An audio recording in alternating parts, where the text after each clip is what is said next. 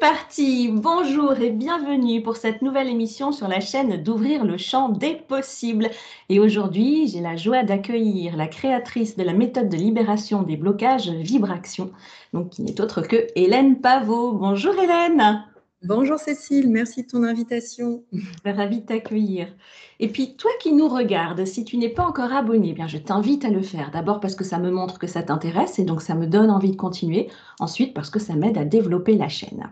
Mais revenons à toi, Hélène. Ben, je te laisse te présenter et puis nous expliquer aussi ce qu'est cette méthode Vibraction. Merci. Alors, la méthode Vibraction, comme tu l'as nommée, c'est une méthode de libération des blocages. Mais pas que, parce que quand on a libéré nos blocages, en fait, l'idée, c'est de se reconnecter à qui on est vraiment. Ce que j'appelle notre être originel, c'est qui on est quand on enlève tous nos blocages. Et donc, à la fois, donc, on a bien sûr la partie libération des blocages, mais également la reconnexion à soi et la manifestation, la création d'une vie alignée à notre être. Voilà comment je pourrais te présenter simplement la méthode Vibraction. Et donc, pour la petite histoire, donc moi, j'ai d'abord été orthophoniste durant 16 années, durant lesquelles j'ai pu accompagner des personnes, mes patients en fait, qui allaient du tout petit enfant sans langage au patient âgé, l'adulte en fin de vie. Ça passait par des troubles classiques, bégaiement, mais également des troubles neurologiques chez mes patients adultes. Et en fait, pour moi, j'avais toujours cette question-là, mais qui s'occupe des émotions des personnes? J'avais bien conscience que, en fait, en tant qu'orthophoniste, je m'occupais d'un symptôme et vouloir agir sur un symptôme, il y avait comme quelque chose qui me manquait. Moi, ce qui m'intéressait, c'est d'aller rechercher la cause. Et en fait, au travers de ces questionnements avec mes patients, aussi une certaine intuition, une certaine sensibilité, voilà, ça m'a mis déjà sur cette voie-là de la libération des blocages. Pour moi, c'était un besoin, c'était une nécessité. Et après, c'est mon parcours personnel qui m'a littéralement propulsée dedans parce que moi-même, j'ai vécu différents blocages pour moi-même dans mon corps physique, au niveau émotionnel, enfin voilà, un tas de blocages que je pouvais avoir qui étaient pour moi on va dire un peu banalisé, parce qu'à l'époque, je n'avais pas nécessairement la conscience, même pas du tout la conscience, que je pouvais vivre autrement qu'avec ces blocages-là. Parce que bon, pour certains, ils s'étaient installés chez moi à l'âge de 12 ans, donc disons que je faisais avec, mais c'était avec l'un de mes fils que j'ai eu le déclic, il y a quelque chose qui est venu me percuter, et là je me suis dit non, avec mon fils, je ne veux pas m'engager sur le chemin conventionnel, où finalement on va agir sur un symptôme, on va lui poser des étiquettes qu'il va garder après toute sa vie durant. Et j'avais vraiment cette intuition très forte de me dire non, mais moi, je veux aller libérer la cause de ces blocages. Voilà, donc le parcours a démarré ainsi. Ah, d'accord. Quand on dit que les enfants viennent pour nous enseigner, tu nous le confirmes encore. Mais complètement. Complètement. Moi, j'ai 4 enfants et avec mes 4 enfants, à chaque fois, ça a été comme un parcours initiatique avec chacun d'entre eux. Ils m'ont montré des dimensions de moi que je n'étais pas en capacité de voir, qui étaient complètement inconscientes chez moi. Mais complètement. Ils sont là vraiment pour nous bousculer, mais dans le bon sens du terme. Justement, ils vont nous bousculer pour nous montrer, nous donner un miroir de nos propres blocages qui, encore une fois, ne sont pas qui nous sommes, nous donner une opportunité de pouvoir donc les conscientiser et les libérer et nous reconnecter à qui on est vraiment. Et pour moi, c'est le but de la vie, en fait. C'est vraiment se libérer de ce qu'on n'est pas pour être pleinement qui on est. C'est le but de notre vie, de notre incarnation. Et à mon sens, voilà, c'est ce pourquoi on est sur Terre et c'est ce aussi en quoi on peut le plus contribuer. C'est en étant pleinement nous-mêmes. Donc, il ne s'agit pas d'être parfait. Il s'agit juste de cheminer vers qui on est vraiment et du coup de poser des actions, de manifester des choses justement depuis cet espace-là. Et c'est ainsi qu'on va pouvoir transformer le monde. Et alors, tu dis justement s'aligner avec qui on est vraiment. Est-ce que ça change, ou ça peut changer dans certains cas vraiment complètement une personnalité? Oui. Disons qu'il y a des personnes qui vont se construire dès leur premier souffle, en fait, dès qu'ils sont arrivés dans leur famille, forcément, à partir de quoi, et ça c'est valable pour tout le monde, à partir du modèle de nos parents. Mais ce modèle de nos parents n'est pas nécessairement qui nous sommes. Donc, il se peut que certaines personnes se mettent dans des conditionnements qui sont très, très éloignés de leur véritable nature. Donc, c'est évident que quand elles vont se libérer, se départir de ces couches qu'elles ne sont pas, ça peut changer du tout au tout. Mais la bonne nouvelle, et ça, je tiens vraiment à le préciser au travers de la méthode Vibraction, c'est qu'en fait, on ne va pas changer du jour au lendemain tout. C'est vraiment dans le respect de l'écologie, ce que j'appelle l'écologie énergétique. également l'écologie émotionnelle de la personne. Ça veut dire qu'elle va vivre, elle va être face à certaines choses et elle va vivre les transformations qu'elle est en mesure de vivre. Voilà, c'est comme un peu les couches d'un oignon. Voilà, on a le cœur de l'oignon, les différentes couches. Ça ne nous viendrait pas l'idée de dire, bah, moi, j'enlève cette couche-là, enfin, j'enlève toutes les couches d'un coup. En fait, c'est progressif, c'est une à la fois. Voilà. Donc, oui, ça peut changer littéralement une personne, mais disons que ce parcours va se faire voilà, sur un temps quand même linéaire, finalement. Mm. Et tu parles aussi, en lien avec la méthode d'auto-guérison, euh, est-ce que, de ce que tu constates, on est tous capables de s'auto-guérir ou alors, peut-être, pour prendre une image également, l'instrument de musique, il y a des instruments, en fait, bah, ils ont une caisse de résonance qui est beaucoup plus efficace qu'une autre, et en plus, ils sont bien accordés, donc ça va aller tout de suite très vite, et puis pour d'autres, c'est un petit peu compliqué, un peu plus compliqué pour arriver à sortir un joli son. Est-ce que tu constates la même chose au niveau de la libération des blocages? Est-ce qu'il y a une sorte de palier minimum qui permet ensuite de s'auto-guérir, auto-libérer? En fait, ce qui va permettre à la personne de s'auto-guérir, s'auto-libérer, c'est la connexion qu'elle va avoir avec son être. Et donc, ça va vraiment, ça veut dire qu'en fait, ici, on vit, pour certaines personnes encore, dans le rôle du personnage, dans les histoires, etc. Voilà. Et là, ça va demander à aller à un niveau d'observation, un niveau vraiment comme si on va prendre de la hauteur par rapport au scénario qu'on se vit, qu'on se crée ici dans notre vie présente. Et du coup, c'est vraiment cette connexion, cette reliance à ce que je nomme l'être originel, à qui on est vraiment, qui va permettre ce processus de libération. Et tout le monde peut le faire, en fait, parce que notre être, enfin, qui on est vraiment, ben, il n'y a pas besoin de le chercher très loin. En fait, il est là, au cœur de nous-mêmes. Mais ça va nécessiter, en fait, une prise de hauteur. Ça veut dire ne plus se confondre avec les histoires familiales. Il y a aussi des personnes qui se confondent avec des vies passées, en se disant, voilà, qui se confondent même avec l'histoire de leur âme, j'ai envie de dire. Mais là, en fait, on va aller à un niveau qui est beaucoup plus élevé que tout ça. Et c'est ça qui va permettre la libération. Donc, tout le monde en est capable. Seulement, je dis souvent, tout le monde peut le faire, vraiment. Mais tout le monde n'est pas prêt à le faire. Ça nécessite, il y a beaucoup, beaucoup de peur chez les personnes. Justement, c'est ce que tu mentionnais comme question tout à l'heure, c'est est-ce que du coup, ça peut changer du tout au tout la vie d'une personne, entre guillemets? Eh bien, la réponse est oui. Mais il y a des personnes qui ont tellement peur du changement. Elles préfèrent rester dans, finalement, ce qu'elles connaissent, ces personnes, même si c'est que de la souffrance, même si c'est que du labeur pendant toute leur vie, parce que c'est leur connu. Imagine que depuis le jour de leur naissance, elles n'ont baigné que là-dedans. Eh bien, l'inconnu faisant peur, et ce qu'on peut totalement comprendre, elles vont du coup ne pas nécessairement vouloir s'engager dans ce processus. Et moi, ma réponse, elle est vraiment très simple par rapport à ça. En fait, à partir du moment où on se libère de ce qui n'est pas vraiment nous et qu'on se connecte à qui on est, à notre essence, notre vie ne peut être que mieux. Et mon compagnon me dit souvent, mais il y a des gens qui ont peur du bonheur en vrai. Ils ont juste peur d'être vraiment heureux. Alors oui, ça nécessite de lâcher certaines choses, mais c'est pour du mieux. Si à un moment donné, on quitte un emploi qui ne nous convient pas, certes, on ne sait pas vers quoi on s'engage, mais c'est forcément pour du mieux. Si à un moment donné, une personne, elle est dans un couple et c'est conflictuel et ça ne se passe pas bien, si elle quitte cette relation, c'est forcément pour du mieux. Enfin, on peut appliquer ça pour tout finalement. Et donc, la finalité de tout ça, c'est être heureux. Il n'y a plus de compromis par rapport à ça. C'est-à-dire que là, on se sent connecté à soi, à son être, et en fait, on se sent relié à quelque chose de beaucoup plus grand que notre petite personne. Donc voilà, tu m'as juste posé la question finalement, enfin une question assez simple, avec laquelle j'amène d'autres éléments, mais Super. non, mais en fait, par rapport à cette notion d'instrument de musique, parce que c'est vrai, il y a différents instruments de musique, et ces instruments, si on prend par exemple une symphonie, tu prends un orchestre. Je trouve ça extraordinaire comme exemple parce que chaque instrument, que ce soit une grosse caisse de résonance, une batterie, que ce soit une flûte, ce sont des instruments différents, mais qui vont être complémentaires. Et on est bien d'accord que je ne peux pas utiliser une batterie comme je voudrais utiliser une flûte, une flûte traversière, ça n'a rien à voir. Eh bien, nous, en tant qu'être humain, eh bien, on a notre signature, notre musique, en fait, qui nous est propre et individuelle. Et c'est justement parce qu'on va être pleinement dans notre musique personnelle qu'on va pouvoir, en fait, s'accorder avec le reste des personnes, des autres musiques autour de nous. Et donc, ça, c'est déjà à l'intérieur de nous. C'est ça que je voulais préciser, Cécile, c'est que c'est pas compliqué. puisque qui nous sommes, c'est déjà là à l'intérieur de nous depuis le jour de notre naissance.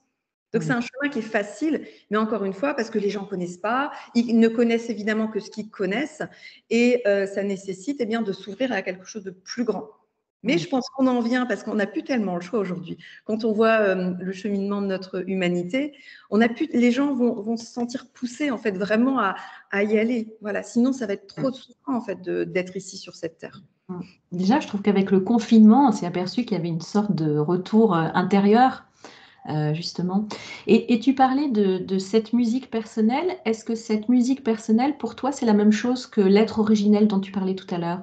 Oui, bien sûr, c'est qui on est vraiment. Mm. Et là, ça nécessite que, par exemple, quelqu'un, on va dire, si je reprends les instruments de musique, qui serait une flûte traversière, la pauvre personne, si elle se dit non, mais moi, je veux être un tambour, moi, je veux être un tambour, mais la pauvre, elle ne pourra jamais être un tambour puisqu'elle est une flûte traversière. Tu vois, cette image que, par exemple, tu sais, tu as déjà entendu cette image où tu demandes à un poisson qui est dans son élément dans l'eau, tu lui dis non, mais toi, tu dois apprendre à monter dans les arbres. Sinon, tu n'es pas une bonne personne si tu ne sais pas monter dans l'arbre. Mais en fait, le pauvre poisson, il ne pourra jamais monter dans un arbre. Et ce qu'il faut comprendre, c'est que notre nature intrinsèque, c'est ça à quoi on doit se reconnecter. Enfin, il vaut mieux se reconnecter, c'est pas on doit, mais c'est quand même souhaitable pour pouvoir bien vivre. Parce que peut-être que pour certaines personnes qui nous écoutent, peut-être que toute leur vie durant, en fait, ils veulent s'efforcer de monter dans un arbre, alors que ce n'est pas dans leur nature, leur élément, par exemple, ce serait juste l'eau, et c'est impossible pour eux de sortir de là.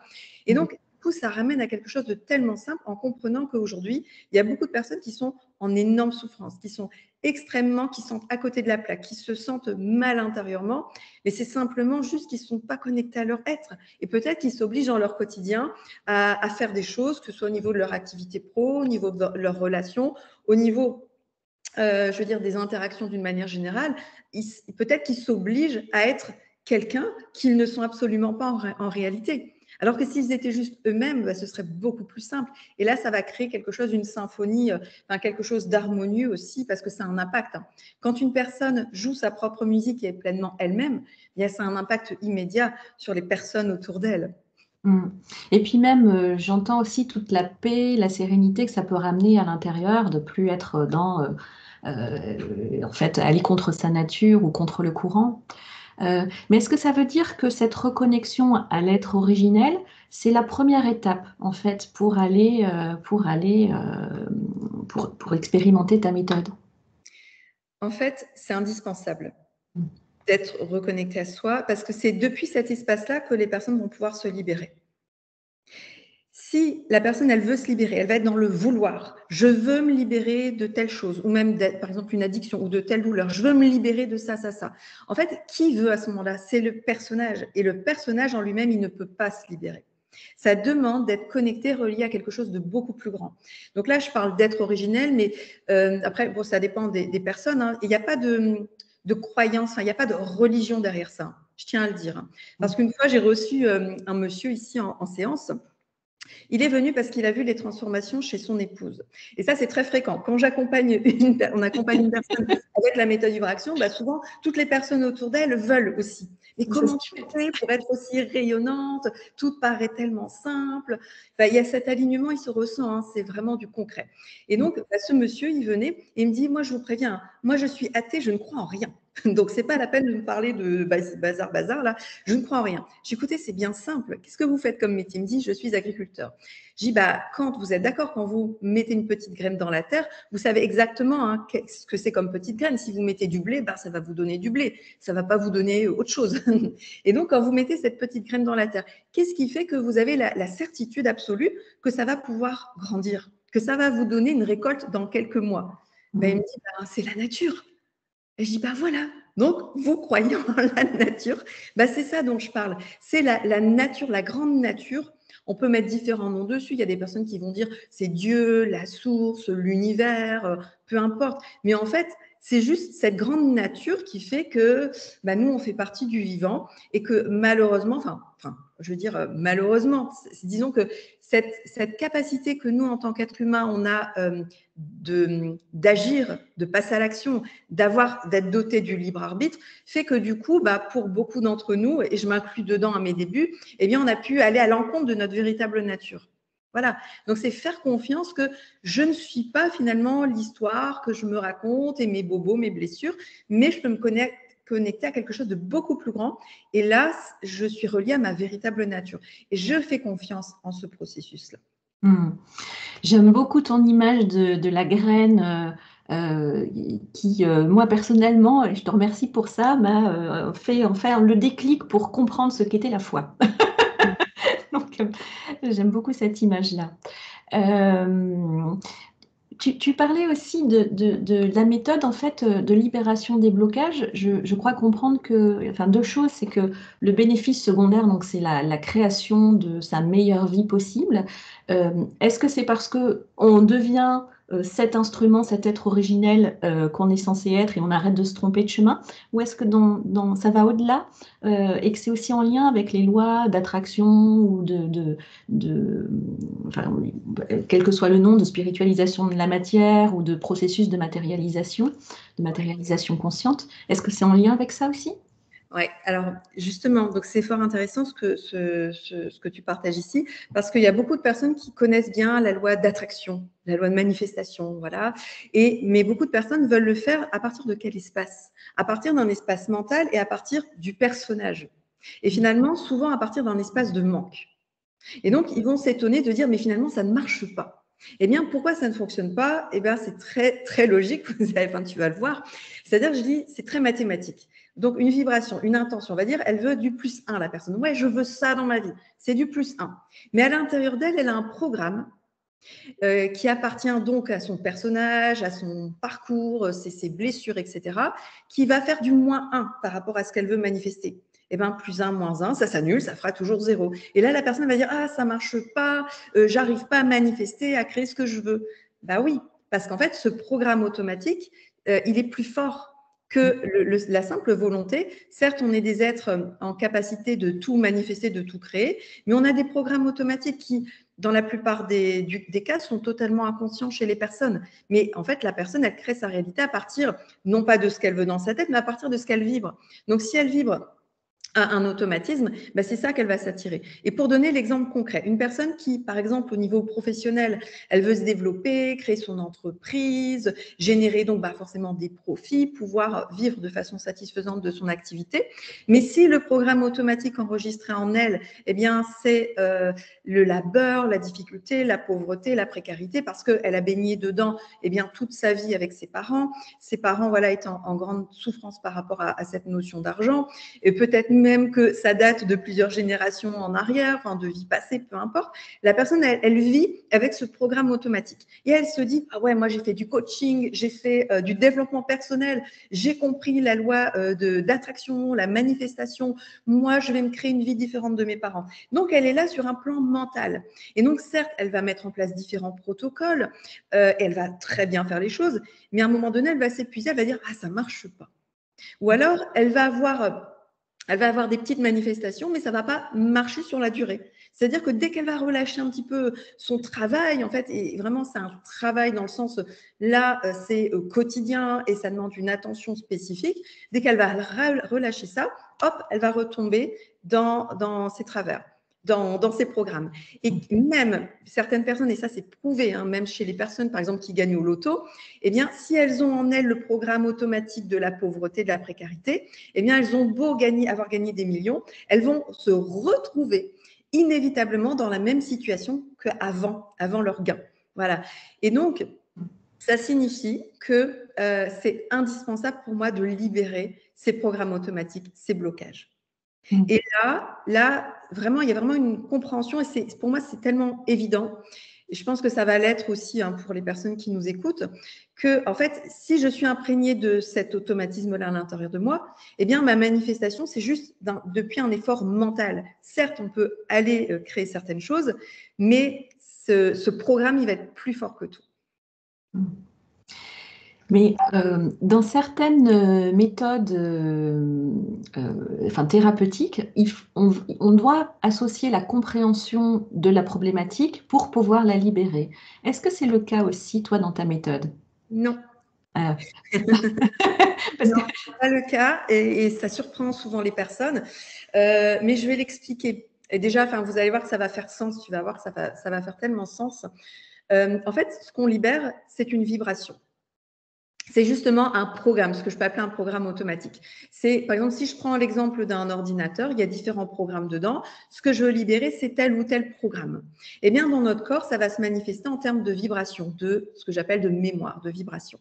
Et je vais donner un exemple très concret. On ne peut, donc, au travers de l'explication que tu nommais là, on ne pourrait donc libérer que ce dont on a conscience et ce dont on se souvient. On est d'accord? Si je ne me souviens pas d'un truc, ça veut dire pas de bol, ça veut dire que je ne peux pas le libérer, mince. Mais imaginez un traumatisme qui serait survenu alors que l'enfant, il a 6 mois de vie. À 6 mois, il se passe un élément familial, un événement familial, quelque chose qui va avoir un impact immédiat sur l'enfant. Ça voudrait dire que du coup, là, en tant qu'adulte, il ne pourrait pas aller se libérer de ça. Ou alors, il faudrait aller passer par des processus un peu particuliers. Il ne pourrait pas le faire en autonomie dans ce cas-là. Ou alors, un trauma qui serait survenu pendant la vie intra-utérine. Comment fait-on? Ou quelque chose qui a trait à nos arrière-grands-parents. On peut remonter à 3, 4, 5 générations dessus. Comment on fait alors pour aller connaître ce trauma pour pouvoir le libérer? Ou si ça a trait à des vies passées. Donc, en fait, c'est beaucoup plus simple que ça. Il n'y a pas besoin d'aller faire des hypnoses régressives, d'aller rechercher dans son histoire, d'aller interroger ses parents, ses grands-parents, encore s'ils sont en vie. Et d'ailleurs, hein, les enfants qui sont adoptés, comment font-ils à ce moment-là? Hein? Donc, en fait, c'est beaucoup plus simple que ça. Je parle ici en termes de mémoire et de vibration. Et toute cette information, elle est à l'intérieur de notre corps dans l'instant présent. C'est à partir de ces informations-là, de ces vibrations-là, qu'on va littéralement se créer notre réalité. Et donc, pour pouvoir se libérer, c'est dire, par exemple, si je reprends l'exemple de la personne qui veut développer son activité professionnelle et ça ne fonctionne pas, ça ne se développe pas, eh bien, la recherche, c'est juste, OK, qu'est-ce que j'ai à l'intérieur de moi? Qu'est-ce que je ressens? Et là, on va reconnecter la personne à ses ressentis. Les blocages, en fait, ils sont dans le corps, ils ne sont pas à l'extérieur. Et donc, juste, c'est le ressenti. C'est vraiment une vibration. Donc, on est sur un plan énergétique. On est sur un plan plutôt, si on parle de corps énergétique, un plan plus émotionnel et moins sur un plan mental. En sachant que le mental peut être aussi une porte d'entrée. En fait, en conclusion de ça, je dirais que tout ce qu'on vit ici dans notre vie, de toute façon, ne sont que des répétitions par rapport à ces programmes qu'on a à l'intérieur de nous. Voilà. Donc, on n'a pas besoin d'aller comprendre mentalement, on a juste besoin de ressentir et du coup, on se reconnecte à la cause de nos blocages actuels. Et c'est ça qu'on va aller libérer. Donc, c'est un travail énergétique. Ce n'est pas un travail de mindset, ce n'est pas un travail de mental, ce n'est pas un travail de recherche sur un plan mental, c'est vibratoire. Et le programme, pour toi, il se crée sur le plan mental ou aussi émotionnel? Tous les plans. En fait, le programme, il peut aussi venir du plan physique. Oui. Mais en fait, tout est relié, c'est-à-dire qu'il peut venir du plan physique ou du plan mental et à un moment donné, s'inscrire sur le plan émotionnel. Par exemple, un enfant à qui on dirait tout le temps « oui, t'es nul, qu'est-ce que t'es maladroit, tu sais rien faire de tes 10 doigts, patati patata », ben, on est d'accord que c'est sur le plan mental que ça va rentrer, mais l'enfant, il va ressentir des émotions par rapport à ça. Et c'est là où il va s'en imprégner. Pareil au niveau physique, imagine une personne qui vit un accident. J'ai une personne qui avait fait une chute de cheval 15 ans auparavant notre séance. Et en fait, c'est un impact physique, mais il y a eu un impact émotionnel aussi. Et même donc 15 ans après, donc sache-le qu'il n'y a pas de limite temporelle pour la libération. Donc là, 15 ans après, elle a libéré cette douleur qu'elle avait encore au niveau de sa fesse. Et donc, c'est bien parce que le corps, il a une mémoire émotionnelle. Même si la porte d'entrée pouvait être physique, même si la porte d'entrée pouvait être mentale, ça reste au niveau de l'émotionnel. Donc, que je sois sûre de bien comprendre, la libération se fait, elle, sur le plan émotionnel? Oui. C'est ça? Et par contre, ça peut avoir un impact sur des programmes, par exemple physiques, comme je pense par exemple au TOC. Là, tu parlais de la douleur à la fesse, mais ça peut être des TOC. Et sur des plans aussi mentaux, comme par exemple, plutôt TOC, c'est plutôt mental que physique. Mais physique, par exemple, le bégaiement, et mental, par exemple, des TOC. Oui, exactement. En fait, on peut rentrer par la porte, on peut prendre différentes portes d'entrée dans le travail de libération. La personne, elle peut arriver avec des pensées. Elle arrive avec une croyance. Donc, là, on est typiquement sur un plan mental. Donc, on va l'aider à reconnecter cette pensée à qu'est-ce que ça lui fait dans son corps. Et c'est dans cet espace-là qu'elle va libérer. Le fait d'avoir libéré donc dans son corps au niveau émotionnel, eh bien, ça va faire que cette pensée n'existera tout simplement plus dans sa tête. Ou alors, elle sera transformée. Sa croyance aura déjà changé. Et en fait, ça ne fonctionne pas de faire un travail que sur le mental, que sur les pensées, si on ne fait pas ce travail en fait interne en fait au niveau émotionnel. Et je vais préciser, ça va être important que je précise quand même ce que j'entends par émotionnel, parce qu'il y a beaucoup de mauvaises interprétations par rapport à ça. Pour moi, l'émotion, c'est pas la tristesse, la colère, enfin, voilà, les émotions de base qu'on connaît. Habituellement, c'est pas ça du tout. Parce que moi, dans émotion, dans le corps émotionnel, ce que je perçois, c'est des choses qui sont beaucoup plus fines et beaucoup plus subtiles que ça. D'ailleurs, en fait, on a, en tant qu'humain, on a voulu rendre concret, enfin voilà, on aime bien les choses concrètes, donc on a voulu nommer les émotions, mais la palette de vocabulaire, elle n'est pas du tout représentative de tout ce qu'on peut ressentir à l'intérieur. Donc une émotion, enfin quand je dis émotion, c'est plutôt, retenez, c'est plutôt sensation. Par exemple, une personne qui doit prendre la parole, elle sent qu'elle a une pression là. Là, d'un seul coup, elle a reçu une facture, une boule au niveau du plexus. Moi, je sais que quand on me parlait d'argent au début, parce que moi, j'ai quand même créé mon entreprise et à un moment donné, j'ai aussi été face à cette réalité-là. Moi, j'avais beaucoup de blocages. Dès qu'on me parlait d'argent, j'avais une barre au niveau physique, j'avais très mal au niveau de mes épaules. Très, très mal. Et donc, ça se manifeste. Donc, l'émotion, c'est pas tristesse, colère, patati patata. C'est vraiment, ça peut être plus subtil. Ça peut être un courant dans le corps, ça peut être une petite pression, ça peut être une douleur. C'est très, très diversifié, en fait, au niveau des sensations. Et cet aspect kinesthésique, il est un peu pour tout le monde ou alors le blocage se traduit de différentes manières selon les personnes? Il va se traduire de différentes manières selon les personnes. Et je tiens à préciser aussi qu'au début, c'est un peu logique, ce que je veux dire, c'est qu'il y a des personnes qui n'ont pas du tout accès à leurs sensations dans le corps. Des personnes qui sont coupées littéralement de leur corps. Et donc, la première étape, ça va être de leur réapprendre à ressentir ce qui se passe dans le corps. Voilà. Donc ça a été mon cas, moi, au début. En fait, c'est le cas de beaucoup d'hypersensibles à la base, parce que se sentir dans son corps, ça fait mal. C'est source d'inconfort. Et donc, comme on veut fuir cet inconfort, on va se couper de ces sensations. Et on va être plutôt dans la tête. Moi, j'étais beaucoup que dans ma tête et je ne ressentais rien. Même un massage bien-être chez une esthéticienne, j'étais très frustrée. Mes copines, elles pouvaient m'offrir un massage en me disant, tu vas voir, Hélène, ça va être génial. Moi, je passais 1 heure, des fois 1 heure et demie, à trouver ça extrêmement long, extrêmement pénible, en fait. J'étais que là dans ma tête, mais je sentais rien. Tu pouvais me masser la main, je sentais rien, enfin, n'importe quelle partie du corps. Franchement, mais moi, je vivais comme ça. Et tout ça pour dire qu'en fait, c'est indispensable de revenir dans son corps et de ressentir son corps. Au début, voilà, ça peut être déjà une grande étape pour certaines personnes.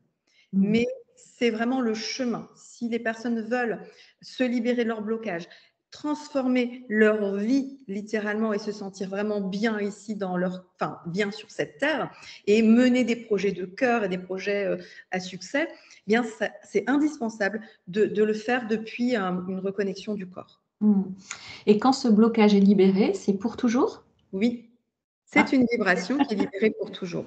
Et en fait, la subtilité, c'est que des fois, on ne sait pas ce qu'on a libéré. Parce que une vibration qu'on va libérer, elle peut être dans n'importe quel endroit du corps. Et des fois, pas nécessairement, la personne, elle n'a pas besoin de faire l'association dans son mental, de dire « Ah bah ouais, c'est à tel endroit, donc c'est tel blocage », elle va le vivre. Et ce que j'adore en fait dans la méthode, c'est que c'est vraiment, en fait, on va apprendre aux personnes à l'intégrer dans leur quotidien. C'est-à-dire que chaque occasion du quotidien est une opportunité, chaque événement du quotidien est en réalité une opportunité de libérer. Voilà. Moi, j'ai sur ma chaîne YouTube une vidéo que j'avais partagée, comment libérer une mémoire karmique en moins de 3 minutes. Et j'ai adoré, je trouvais que c'était vraiment très parlant parce qu'en fait, je venais de donner une conférence et une personne m'attaquait un petit peu, elle essayait de démonter tout ce que j'avais dit, de tout contredire. Une personne qui avait beaucoup de savoir, beaucoup de connaissances. et qui n'étaient pas d'accord avec certaines des choses que j'ai pu donner. Et en fait, c'est venu me percuter. Vraiment, j'ai senti que ça réagissait. Et en fait, je suis allée dans mon corps au moment où ça survenait et j'ai été capable de le libérer en instantanéité. Et la preuve, donc on a la preuve quand c'est libéré, c'est-à-dire que déjà, on n'est plus touché, c'est-à-dire qu'on est neutre, on est vraiment bien. C'est-à-dire que la personne, elle pourrait nous dire des choses, en fait, ça ne fait plus réagir. On n'a plus besoin de se justifier de quoi que ce soit parce qu'il n'y a plus de réaction intérieure. Donc, ça appartient à la personne en réalité. Mais ce qui est extraordinaire, c'est que du coup, la personne en face de moi, elle a complètement changé de discours.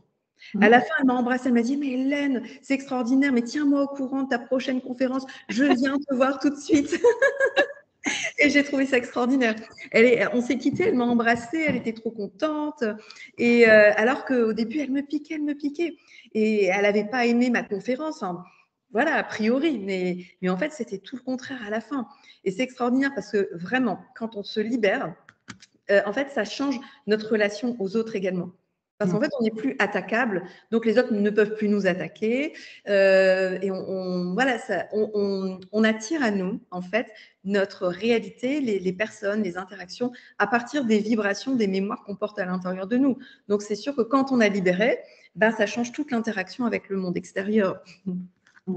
Puis même inconsciemment, on doit avoir des petites tensions intérieures par rapport à l'interlocuteur. Et dans l'exemple que tu donnais, puis j'imagine que inconsciemment, ça s'enlève et ça se sent après en face. Oui, c'est ça.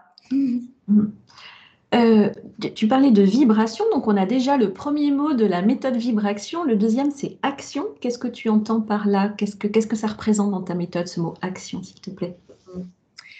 Alors, en fait, quand moi j'ai eu vibration, à l'époque, je n'étais pas au courant de ce qu'étaient que les vibrations. J'ai juste trouvé ça joli. Je me suis dit, tiens, vibration, oui, il y a la vie, il y a l'action.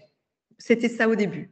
Et après, c'était l'idée de vibration. J'ai vraiment compris. En fait, moi, j'ai vraiment eu, c'est marrant, avec toute la méthode, le nom, même le logo, qui a vraiment une signification très spécifique. J'ai tout eu avant d'avoir la compréhension. Donc, moi, dans mon fonctionnement, j'ai toujours d'abord vécu les choses et après, je comprends. Voilà, ça se passe ainsi pour moi. Et c'est pour ça aussi qu'aujourd'hui, je peux enseigner. En tout cas, dans vibration, donc ça, on comprend bien qu'il y a la vibration, en effet, et il y a l'action. Parce que, en fait, c'est la mise en mouvement des vibrations du corps. Logiquement, les vibrations ne sont pas faites pour être bloquées. Elles sont là pour être toujours en mouvement. Il n'y a que l'être humain qui est capable de s'auto-bloquer, finalement. Et donc, l'action, finalement, c'est la mise en mouvement perpétuelle. Et il y a cette notion-là. Et bien sûr, le fait que quand on a libéré des espaces, en fait, on va passer à l'action, mais de façon très concrète, pragmatique dans la vie. Mais depuis quel espace? Depuis cet espace aligné à notre être. Donc, ça va tout changer. Donc, il y a l'action parce que, en fait, en tant qu'être humain, c'est obligatoire. Nous sommes tous dans l'action tout le temps, tous les jours. Néanmoins, il y a beaucoup d'actions qui sont posées depuis des parts blessées. Ça va donner une réalité qui n'est pas nécessairement top. Et il y a de l'action qui est posée depuis notre être. Voilà. Et d'ailleurs, moi, je parle d'horizontalité. C'est-à-dire qu'on est vraiment dans une verticalité entre terre et ciel, entre ciel et terre. C'est ainsi, c'est factuel. Et il y a ce passage à l'action, c'est l'horizontalité. Mais j'insiste sur le fait qu'on va passer à l'action maintenant depuis cet espace d'alignement, cet espace depuis notre être. Voilà. Donc, il y a l'action. Donc, c'est sûr que le fait de libérer les vibrations, ça facilite un passage à l'action qui donne bien des résultats extraordinaires pour les personnes.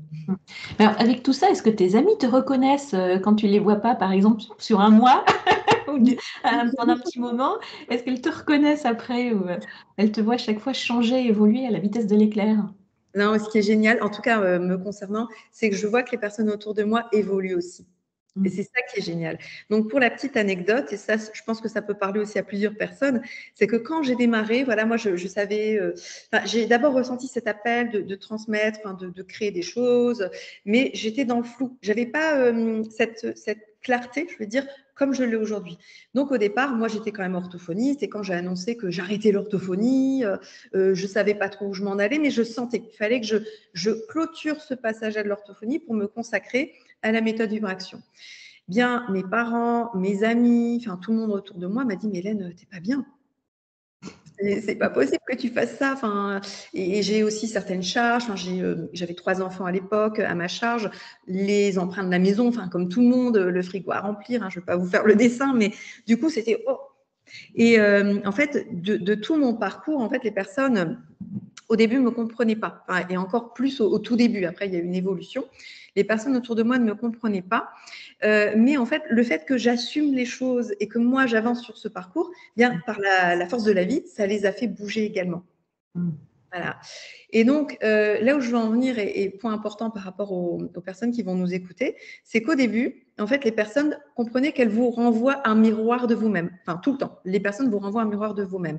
Ça veut dire que quand elles vont vous dire « Ah, bah, ça va pas ce que tu fais ou tu changes trop, patati patata », ça vous renvoie vos propres peurs finalement par rapport à ce changement. Au début, c'est normal d'avoir peur. On ne sait pas où on va finalement, on ne sait pas qui on est vraiment, donc on va le découvrir sur ce chemin. Et donc, ce que je veux dire, c'est que moi, mes amis m'ont vu aussi évoluer et du coup, bah, par la force des choses, ils vont évoluer avec moi. Voilà. Et aujourd'hui, par exemple, mes parents qui comprenaient vraiment rien au début de ce que je pouvais proposer, c'était vraiment tellement une prise de risque. Eh bien, quand j'ai donné ma toute première conférence dans les Hauts-de-France, ils sont venus à la conférence et ma maman a été super impressionnée parce qu'il y avait sa notaire qui était là à la conférence.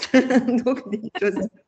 Elle était contente, enfin voilà, elle était fière là, voilà. Donc c'est vrai que ça fait du bien, mais non, en fait, sinon en soi, comme je te l'ai dit tout à l'heure, c'est pas bien sûr quand on va libérer quelque chose, c'est instantané dans le changement, mais on va pas libérer tous les blocages en une fois. C'est un processus, c'est le chemin d'une vie, donc en fait c'est progressivement. Et sincèrement, moi, ce que je peux voir pour moi-même et toutes les personnes que j'ai pu accompagner, les personnes autour d'elles sont super contentes de voir la personne s'épanouir, mener des projets qui réussissent. Voilà, c'est super bien. Et du coup, on inspire les autres à en faire autant. Moi, je vois, mes amis, mes parents ont tellement évolué aussi. Moi, j'ai des amis aussi qui me demandent, que je puisse les accompagner sur certains aspects. Donc, en fait, c'est que du positif, c'est que du vertueux. Il y a aucun risque. En fait, c'est une méthode qui est tellement respectueuse en fait de l'écologie, qui est tellement naturelle. Pour moi, c'est un retour aux sources. En fait, c'est un retour au naturel en nous que ça se passe très bien. Et ça donne envie aux autres d'en faire autant, tout simplement. Ça vient inspirer les autres. Donc, il n'y a pas de risque par rapport à ça. Okay. Je repense, tu parlais de la projection miroir là, dans ce que tu nous expliquais. Est-ce que c'est la raison pour laquelle tu utilises un miroir, un vrai miroir aussi dans le cadre de tes accompagnements, enfin de ta méthode? Alors, en fait, oui, dans les pratiques, j'invite les personnes à utiliser un miroir. Et simplement, il y a plusieurs raisons à cela, mais je vais amener une symbolique très forte. C'est qu'aujourd'hui, quand vous sentez que vous êtes bloqué, que ça ne fonctionne pas dans votre vie, le réflexe que pourraient avoir les personnes, se dire « Ah, il faut que je prenne rendez-vous avec un thérapeute. Vite, vite, vite, urgence, faut que j'aille prendre un rendez-vous, là je suis coincée, j'ai besoin d'un déblocage, je vais prendre rendez-vous. » Et moi, ce que j'invite les personnes, donc du coup que j'accompagne, parce que ça ne se fait pas non plus du jour au lendemain. Hein. Moi, je propose de les accompagner sur 3 mois pour aller vers cette autonomie. Et donc, cette autonomie va faire que la personne, plutôt que d'aller appeler un thérapeute et prendre rendez-vous extérieur, elle va dire « Ok, je vais me mettre face à la meilleure personne au monde pour pouvoir m'aider, me guider, m'accompagner dans ce processus. » La meilleure personne au monde, eh bien, c'est la personne elle-même pour elle-même. Donc, elle va se mettre face à elle-même, face à son miroir. Voilà, et c'est très puissant. Donc, je ne vais pas nécessairement développer là parce que voilà, ça nécessiterait 1 heure, au moins 1 heure, rien que pour parler du miroir, parce qu'il y a d'autres choses qui se passent avec le miroir. On dit d'ailleurs que les yeux sont le reflet, la porte d'entrée vers l'âme. Voilà, ça va connecter à certaines choses qui vont être très, très puissantes. Et la personne, c'est d'abord ce qu'il faut retenir, c'est que c'est cette symbolique que la personne, elle est, c'est elle-même, en fait, la meilleure personne pour pouvoir s'accompagner. En gros, c'est comme si la personne qui était assise face au miroir, c'est le personnage, mais qu'au travers du miroir, elle va se connecter encore plus intensément à son être. Et c'est depuis cet espace de connexion à son être qu'elle va pouvoir se guider, s'auto-guider elle-même à pouvoir libérer. Merci. Je repense aussi, tu disais, quand j'ai reçu la méthode avec ce geste-là, donc j'entends qu'il y a une canalisation de la méthode. Et ce que je trouve d'autant plus intéressant dans ton parcours, c'est que à la base, tu étais orthophoniste. Donc, est-ce que déjà, tu parlais d'hypersensibilité, mais est-ce que déjà tu canalisais? Parce que on est quand même sur deux mondes a priori bien distincts, bien, bien différents, avec un côté plus euh, euh, enfin, consensuel, conforme, proche du médical, médical et Oui, oui. puis un côté beaucoup plus euh, en lien avec l'énergie, en fait. Ouais, ouais, tout à fait. Alors, en fait, il y a eu tout un parcours. J'étais orthophoniste conventionnelle. Je me suis énormément formée par rapport à mes besoins. Par exemple, pour mes patients parkinsoniens, pour mes patients avec des bégaiements, que ce soit le bégaiement de l'enfant, le bégaiement de l'adulte. Et à chaque fois, c'était j'ai l'impression de remettre encore un nouveau conditionnement chez mes patients. C'est pas satisfaisant. Et donc, à un moment donné, bon, il y a eu ces déclics au niveau personnel, hein. J'ai vécu certaines choses avec l'un de mes fils qui m'ont amené ce déclic en me disant oh, ok, là, il faut que j'aille chercher en dehors du champ de l'orthophonie. Je ne vais pas trouver la façon de l'accompagner dans ce champ-là. Et donc, la première démarche que j'ai faite, c'était de m'intéresser à la pleine conscience. Donc, comme je viens en effet d'un milieu scientifique, médical, scientifique, je voulais rester dans cette lignée-là. C'est-à-dire que dans tout mon parcours, à chaque fois, je voulais aller vers les meilleurs formateurs possibles avec un côté scientifique et vraiment bien expliqué, bien cadré. J'avais besoin de ça dans ma démarche. Et du coup, première étape, ça a été la pleine conscience avec le professeur Servant à Lille. Donc là, c'est très structuré, je chemine là-dedans et je commence à justement me reconnecter à mon corps, à commencer à capter des choses, de l'information qui est en dehors de mon corps. Sentir des présences, voilà, je ne veux pas faire peur aux gens, mais genre, je suis là en méditation et je sens, voilà, comme quelqu'un qui me touche l'épaule. J'ouvre les yeux, il n'y a personne, on me fait une blague. Et il y a une période, à chaque fois que je méditais, j'avais un casque, comme si on me mettait un casque sur la tête. Et je touchais ma tête, je dis, mais il n'y a rien, mais c'est quoi ça, une blague? Et quand je posais la question au professeur Savant, je dis, mais il y a ça, il y a ça, il y a ça, mais qu'est-ce que je fais? Qu'est-ce que je fais? Il me dit, il n'y a rien à comprendre, accueille. Il n'y a rien à comprendre. Alors, ça me dérangeait un petit peu. Et puis, j'ai commencé à sentir mes centres d'énergie. Je les sentais tourner. J'arrivais à les percevoir, en fait, pas comme si je les voyais, mais comme si j'étais capable de les sentir et de les visualiser. J'ai dit, mais c'est quoi ce délire? Et ça, par exemple, c'est quelque chose que j'ai rejeté. Quand j'ai commencé à sentir ça, j'ai fait des recherches sur Internet. J'ai vu les chakras, les corps subtils. J'ai n'importe quoi. Pouf, je ne veux pas. C'est n'importe quoi. N'empêche que je les sentais en moi et je commençais à les voir, enfin voilà, à pouvoir me les visualiser. Je dis mince, c'est quoi ce truc? J'ai cru que j'étais folle à un moment donné, hein, donc enfin bref, il y a eu plusieurs étapes. Hein. Je me dis mais c'est pas possible. J'ai commencé à voir des choses, à entendre des choses. Des fois, j'étais juste dans ma cuisine à faire la vaisselle et j'entendais les cloches sonner. Je me dis mais je suis tarée, c'est pas possible. Donc voilà, il y a eu des étapes pas confortables. Hein. J'en rigole aujourd'hui, mais j'en rigolais pas à l'époque. Hein. Pas du tout. Et en fait, à un moment donné, suite à un gros souci que j'ai eu, pour moi, c'était même une question de vie ou de mort, vraiment, c'était une urgence vitale. J'ai rencontré un médecin classique, un médecin classique, on va dire, et lui, il me dit, oh là là, vous êtes intéressé aux énergies, vraiment, vous devez vous y intéresser. C'est lui qui me dit ça. Je me dis, OK. Il me dit, non, mais trouvez-vous une bonne école. Et donc, du coup, j'ai cherché et comme j'avais cette idée-là, parce que sur Internet, on est déjà à l'époque, je me dis, ouh là, il y a des choses qui font peur. Donc, non, je voulais quelque chose de très rassurant pour moi. Et donc, à ce moment-là, j'étais tombée sur Marie-Lise Labonté, aussi plein de synchronicités qui faisaient que, en fait, j'avais des livres. Hein, l'une de mes tantes m'avait donné des livres de Marie-Lise Labonté. Je n'avais pas encore lu, mais j'avais. Et en fait, tout convergeait vers cette école-là créée par Marie-Lise Labonté. Donc, pour la petite histoire, elle était orthophoniste de formation. Ah oui, d'accord. Voilà. Donc, je dis, OK, cool. Et après, elle s'est reconvertie en psychologue. Enfin, elle était psychothérapeute. Donc, il y avait ce côté, OK, je connais là. Vous voyez, quand je dis, allez vers l'inconnu, en fait, vous pouvez quand même vous appuyer sur ce que vous connaissez. Vous n'êtes pas obligé d'aller tout de suite vers un truc extrême, en fait. Donc, moi, j'ai toujours joué cette carte-là, entre guillemets, de dire, voilà, je vais pas n'importe où, je mets pas les pieds n'importe où. Et voilà. Donc, en fait, j'ai démarré avec la pleine conscience. Ensuite, je me suis formée aux soins énergétiques. Donc, c'était les centres, les chakras, les centres d'énergie, les différents corps subtils. On pouvait aller très, très, très loin voilà, le travail, en fait, au niveau des énergies. Mais ça m'a amené vraiment, je trouve que l'école était bien faite au niveau des connaissances acquises. Parce qu'en réalité, comme je disais tout à l'heure, j'ai d'abord vécu les expériences dans mon corps, les connaissances et savoirs sont arrivés bien plus tard. Et ce dont je me suis rendu compte, c'est que tout ça, je connaissais en vrai. Parce que je le vivais dans mon corps. Je ressentais, en fait, moi, j'étais capable de ressentir à un moment donné, quand je me suis reconnectée à mon corps, mes centres d'énergie, savoir dans quel sens ils tournaient, s'il y avait des choses bizarres au niveau de mes centres d'énergie. J'étais capable d'aller observer mes différents corps subtils. En fait, j'étais capable de tout ça.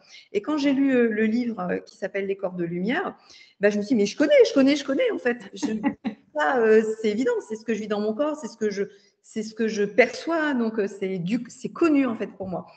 Et donc après, j'ai fait la formation, j'ai donné des soins énergétiques. Et donc, j'en ai donné pas mal des soins énergétiques. Donc, moi, dans un premier temps, j'ai accompagné les personnes à la pleine conscience. Donc, je proposais des méditations de pleine conscience en individuel et en groupe. Et après, je proposais des soins énergétiques. Mais ce que je voulais, c'était amener les gens vers l'autonomie. Donner des soins énergétiques, ça ne me convenait pas. En fait, c'était chouette. Mais à chaque fois, c'était c'est pas ça que j'ai envie de faire. Ça, c'était comme à l'intérieur de moi, non, il y avait comme une dissonance. Ça ne collait pas avec mon être, finalement, je dirais. Et il y avait vraiment cette notion, moi j'ai 2 mots-clés, c'est la liberté et l'autonomie. Je voulais rendre les gens autonomes. Je me dis, mais là, elle sort de mon bureau, mais elle n'a pas compris. Enfin, elle ne sait toujours pas comment elle va faire quand il y a d'autres choses qui vont se présenter dans son quotidien. Et donc, j'avais eu l'idée de rassembler donc la pleine conscience et l'énergétique, mais en proposant aux personnes en fait des auto-harmonisations énergétiques. Et donc, j'avais initié des séances de pleine conscience et d'auto-harmonisation énergétique. Et c'est comme ça que Vibration est née. C'est là où le nom m'est venu. J'ai dit, je vais appeler ça comment? Vibration, hop, le logo, hop, voilà. C'était ça. Donc moi, pendant 1 année, j'ai donné des séances de groupe de vibration. Pleine conscience et auto-harmonisation énergétique. À l'époque, les gens faisaient avec leurs mains. Hein, c'est pas très pratique ça on est dans un repas de famille. Tu fais quoi? Je m'harmonise. Non, c'était pas très pratique. Et à un moment donné, ça a démarré 1 semaine durant. J'ai déjà raconté dans d'autres interviews, mais en fait, durant 1 semaine, il s'est passé un processus très particulier chez moi où j'ai pas pu faire autrement, entre guillemets, que d'accompagner les personnes en face de moi à se libérer. Et comme à l'époque, j'avais beaucoup de patients en orthophonie du lundi au vendredi, je l'ai fait pour tous mes patients. Je ne pouvais pas faire autrement par rapport à ce que je ressentais. Et c'est là où j'ai guidé les personnes. Donc, finalement, c'était déjà des éléments que je connaissais, la pleine conscience et l'énergie. Mais en fait, je guidais la personne à faire elle-même, à faire bouger. C'est l'énergie qui bouge toute seule, mais la personne à suivre en fait cette énergie qui bougeait dans son corps au travers de sa concentration. Donc, elle n'allait pas le faire avec ses mains comme je pouvais le faire juste avant, la semaine d'avant. Là, d'un seul coup, la personne, elle peut être assise, les yeux ouverts, et elle peut faire bouger, observer que les énergies, elles bougent dans son corps et le faire à ce moment-là, dans une posture où ça ne se voit pas de l'extérieur. Oui, donc une construction vraiment par étapes. Donc, Ouais. Et tout au long de ce chemin, quelles sont pour toi les grandes compréhensions que tu as pu avoir à titre personnel par rapport à ce travail? Alors, une des compréhensions majeures, je dirais, c'est la foi. En fait, quand j'étais enfant, je me sentais un peu comme bizarre, comme une étrangère ici sur Terre, en me disant, mais je ne dois pas être tombée sur la bonne planète. C'est ce que je me disais souvent. Et finalement, au travers de tout ce parcours, ça m'a amené à, non, mais je suis à ma bonne place. Je suis là, en fait, pour être qui je suis. Et donc, du coup, passer à l'action, faire ce que j'ai à faire depuis mon être. Voilà. Donc, c'est comme si tout ce que j'avais vécu depuis mon enfance, au travers de ce parcours et de ce que je fais aujourd'hui, prenait sens. Donc, moi, ce que je fais aujourd'hui avec la méthode Vibration, c'est vraiment, pour moi, c'est de l'ordre, si je peux parler de mission de vie, je suis dans ma mission de vie. Je suis là pour ça. Voilà. Et donc, ça, pour moi, c'est une grande joie. Voilà, c'est toujours beaucoup d'émotions parce que j'ai vécu beaucoup de tristesse, enfant et jeune adulte, parce que je me sentais comme, mais ça sert à quoi d'être là en fait? Qu'est-ce que je fais là? Ça fait pas sens. C'est quoi ce monde de dingue dans lequel on vit? Moi, j'ai beaucoup souffert enfant de ce qui se passait dans le monde, sans nécessairement le voir aux infos, parce qu'avec mes parents, enfin, j'estime que j'étais dans un milieu ultra protégé en campagne, un papa agriculteur, j'étais très connectée à la nature. On ne regardait pas les infos, enfin tout ça, mais comme si je sentais, je captais toute la souffrance du monde. Et ça a été vraiment difficile pour moi.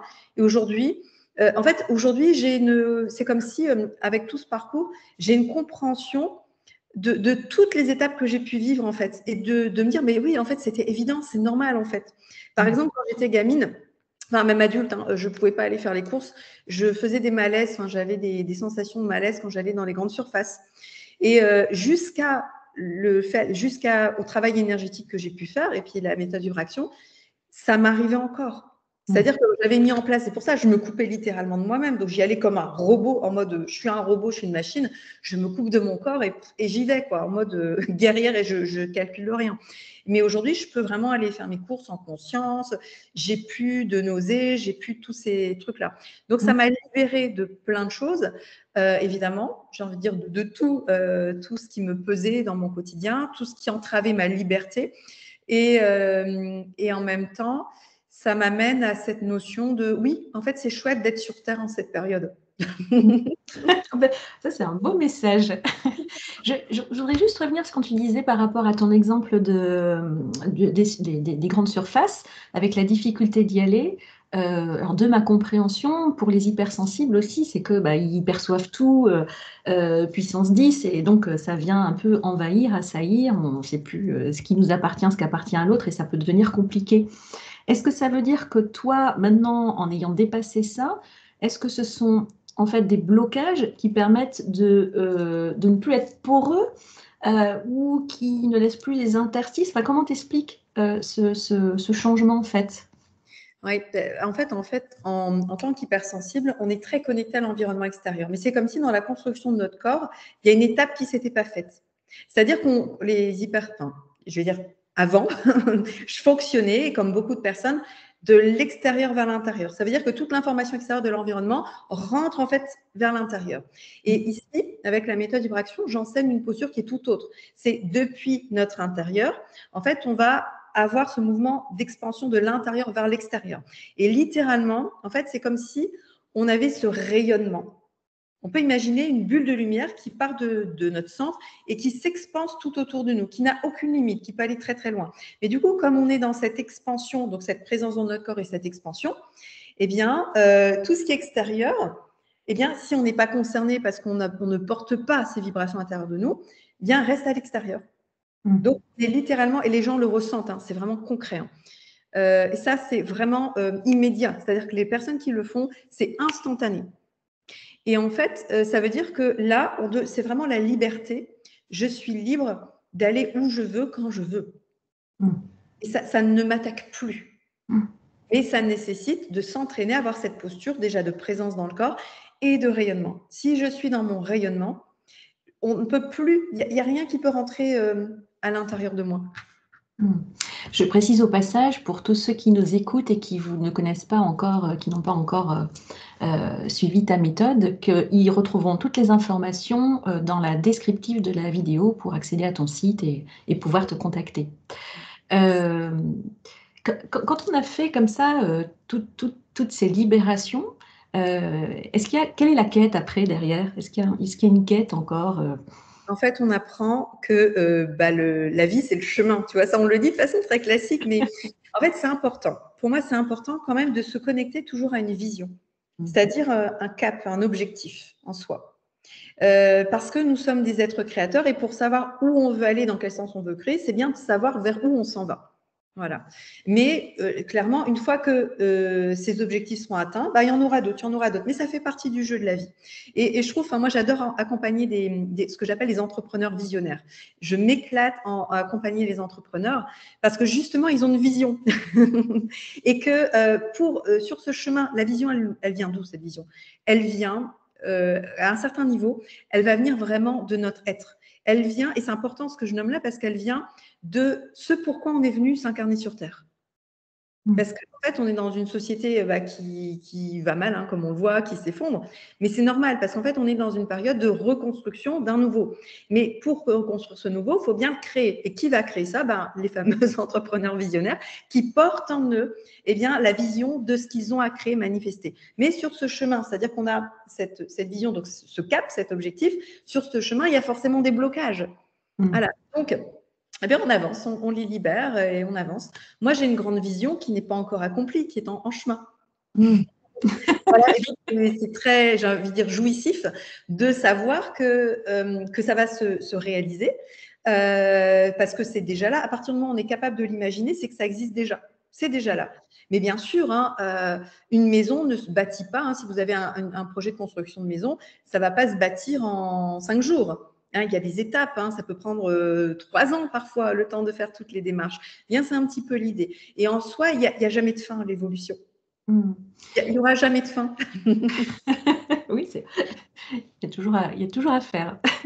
Et d'ailleurs, dans ta grande vision, tu me disais que ta méthode, elle est connue à l'international.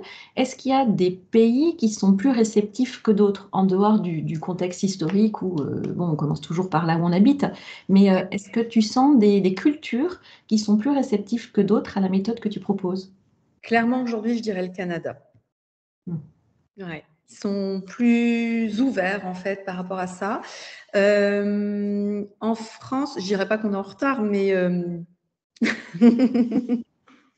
voilà, je pense que en France, les personnes vont être plus dans la conservation de ce qu'elles ont. Et donc, c'est cette peur de perdre ce que j'ai, alors que finalement, si je lâche, c'est pour aller vers un mieux, au final. Et je pense qu'il y a cette culture. En fait, moi, je suis issue d'une famille aussi très terre à terre. Enfin, mon papa est agriculteur. Et en fait, pour eux, c'est la matière qui est importante, c'est le concret, en fait. Je ne sais pas comment te dire. Par exemple, au début, tu vois, même au début de mon parcours, quand tu vois, j'avais fait mes études pour être orthophoniste, c'était concret. Et à un moment donné, je pars dans la voie énergétique. Ouais, mais là, c'est abstrait. En fait, tu vois, dans l'idée. Et du coup, acheter des formations, travailler sur soi, etc., c'est pas concret, tu vois, dans la tête de certaines personnes. Donc, je pense sincèrement qu'au Canada, ils ont dépassé cet aspect-là, en fait, et ils se rendent compte que le plus important n'est pas nécessairement la matière et le visible, le solide, mais plutôt plutôt l'être finalement. Voilà. Après, c'est pas un jugement, mais je pense que ils vont avoir plus d'aisance à investir, à voir que c'est important. Et aujourd'hui, tu accompagnes, enfin, les personnes qui viennent vers toi sont plutôt des hommes, plutôt des femmes? J'ai de tout. Alors, il y a plus de femmes, mais j'accompagne encore, on accompagne beaucoup d'hommes aussi. Par exemple, moi, j'ai formé différents praticiens à la méthode. Donc, moi, vraiment, l'une de mes grandes missions aujourd'hui, c'est d'accompagner des praticiens qui deviennent eux-mêmes des accompagnants de la méthode. Donc ça, c'est déjà un premier point. C'est vrai que j'ai beaucoup plus de femmes que d'hommes en tant que praticien. Et au niveau des hommes que je peux avoir, j'ai des profils médecins, infirmiers. Donc, disons que ce sont déjà des personnes qui sont dans le soin. J'ai un coach aussi, coach business. Donc, ce sont des personnes qui sont déjà dans l'accompagnement. Voilà. Parce que c'est vrai que dans le milieu et du développement personnel et de l'énergétique, on retrouve plus souvent des femmes que des hommes. Ouais. Okay. Oui. Et alors tout à l'heure, tu avais un très beau message qui était notre époque est vraiment géniale. Et est-ce que tu aurais un autre message final que tu aimerais nous transmettre pour terminer cette interview? Alors, je vais voir ce qui me vient. Oui, alors j'ai envie de dire, la vie n'est jamais contre nous, mais elle est avec nous. Et aujourd'hui, les personnes qui nous écoutent, si elles sont face à des difficultés, si elles sont face à des événements douloureux dans leur vie, ou à avoir l'impression qu'il y a des schémas qui se répètent et la réaction, ça peut être « mais qu'est-ce que j'ai fait pour mériter ça ?» ou « la vie, elle est contre moi ». En fait, c'est pas ça. C'est pas ça, c'est juste comprendre que la vie va tout faire. Elle va tout faire pour vous pousser, pour nous pousser à être de plus en plus alignés à notre être originel. Et ça veut dire que ici, sur ce parcours, et ça monte vraiment en puissance pour moi, c'est que tous nos blocages, en fait, tout ce qu'on est censé laisser de côté, libérer, va remonter à la surface. Donc, on peut avoir l'impression de se les prendre en pleine face comme un mur et ça fait mal, mais c'est pas pour nous embêter. C'est au contraire parce que notre être pousse à notre libération. Finalement, la vie, elle fait tout, j'ai envie de dire, pour qu'on soit pleinement heureux dans cette vie, dans cette incarnation. Il n'y a pas besoin d'attendre une autre vie, c'est maintenant. Voilà. Et d'ailleurs, je voudrais juste ajouter par rapport au fait qu'il y a cette conscience que, en fait, notre vie, ici, dans l'incarnation, un début, une fin, donc c'est le jour de notre naissance et le jour où on va quitter cette terre, mais que pour moi, la vie, elle ne se résume pas à cette simple période. C'est-à-dire qu'il y avait un avant notre naissance et il y aura un après notre grand départ. Et ce qui compte pour moi, dans les processus de libération, c'est ce qui va se passer aussi après. Donc, si vous voulez suivre, oui, parce qu'en fait, c'est ce bagage qu'on n'aura plus à porter parce qu'on l'aura ici libéré. On l'aura non seulement libéré pour nous-mêmes, mais également pour nos enfants et les générations futures. Donc, c'est énorme. Une personne, en fait, qui fait ce parcours de libération, elle a un impact énorme également sur toutes ses lignées, sur sa famille. Voilà, donc c'est ça. Il faut voir aussi au-delà de ce qui se joue ici, présentement sur Terre. Se libérer soi pour libérer le monde, en fait. Oui, c'est ça. C'est un très très beau message de fin. Merci beaucoup Hélène pour ce partage, pour tout ce que tu nous as expliqué sur ton parcours et sur ta méthode. Encore une fois, vous retrouverez tous les éléments et de quoi contacter Hélène dans le descriptif de la vidéo. Et toi qui nous regardes, si tu n'es pas encore abonné, pense à le faire parce qu'ainsi tu pourras être informé de tous les prochains épisodes. Donc merci beaucoup Hélène pour cette interview. Merci Cécile et merci aux auditeurs, merci beaucoup. Et puis un petit merci aussi spécial à Nathalie qui se reconnaîtra, grâce à laquelle cette interview a pu avoir eu lieu, puisque c'est elle qui nous a mis en contact. Donc merci Nathalie. Merci. Merci.